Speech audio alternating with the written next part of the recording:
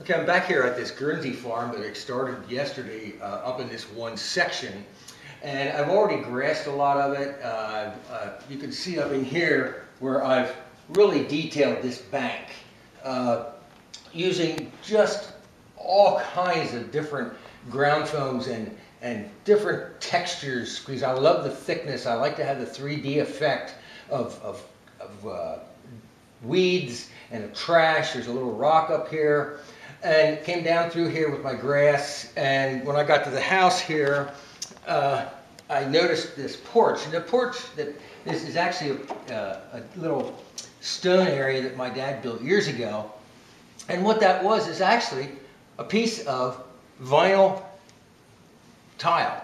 And he cut it to fit in here, and it's been on there since 1961. Well, after 50 years, I guess these people are due for a fix-up since they're getting the landscaping. Let's give them a little bit of hardscaping also. So what I did was I made a template of the area with a piece of cardboard. First, I took the old piece, laid it down here, cut it out so it would fit in here. And I had already dug all this out because this is kind of where I wanted my hardscape to be.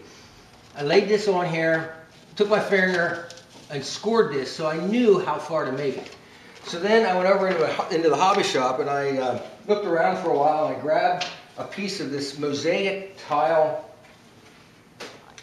paper by a company called K&P Brick and Building. It's just a nice brick mosaic finish.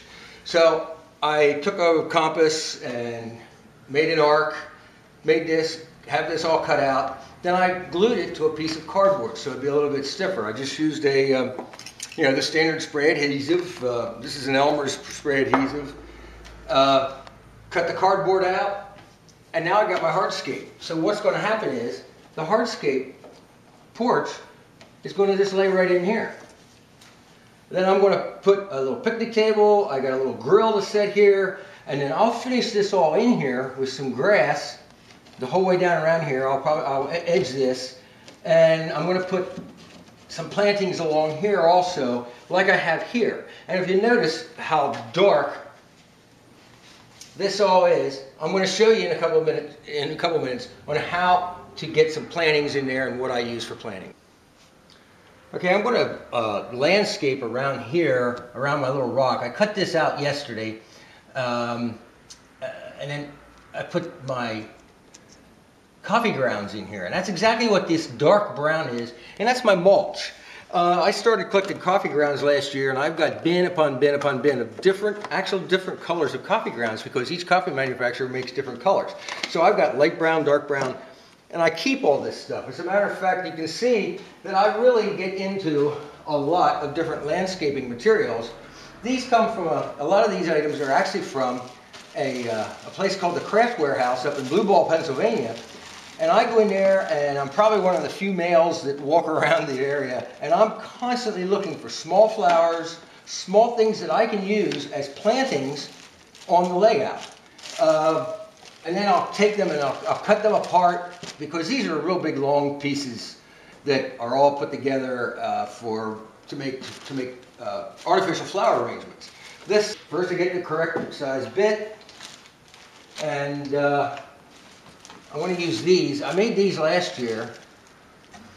These are little bushes that I made. These came on a big, about a foot square pad, and there were thousands of these little guys. And I cut them all off. I actually took these and put a nail down through them, dipped them in landscaping glue, the kind that comes from Woodland Scenics. They're scenic glue, because it's a plastic type glue that sticks to plastic.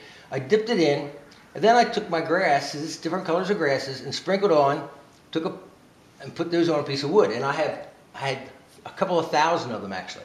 After some of them dried, I took them again and dipped the tips in to Scenic Express, or put them back into the same glue, and then tip these with the Scenic Express flowers so it looks like a bush with flowers on the end. So what I'm going to do is I'm going to just put a couple of these in here.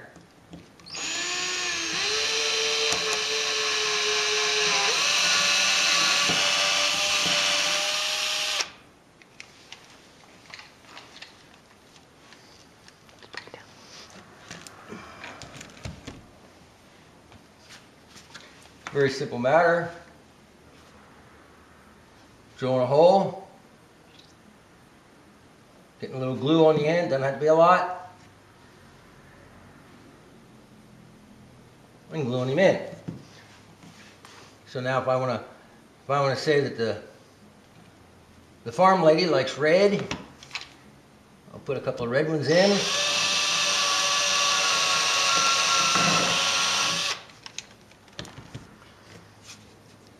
And as you can see, hooray for cordless drills. If they weren't cordless, I'd have a cord and I'd have that everywhere. That cord would be just a mess. So anyway, there's a couple of little small bushes. Now I'm going to also take these, which again are on a big long stick.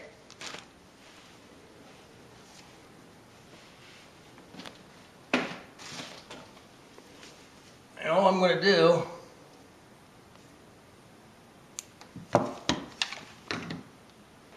is again drill a hole.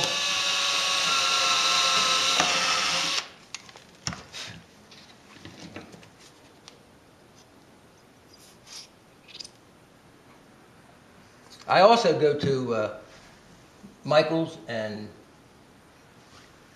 AC Moore, and I'm constantly going through their dried flower arrangements. So there's a little white flower. You know, I don't know what kind of a flower it is. It's just a flower. Now what I'm going to do over here is I'm going to do the same basic idea of this, but just putting some glue down.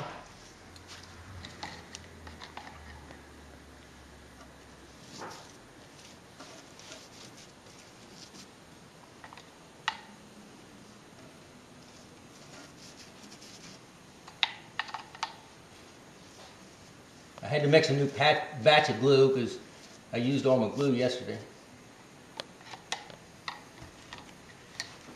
Then I'm going to take my nice dry coffee grounds.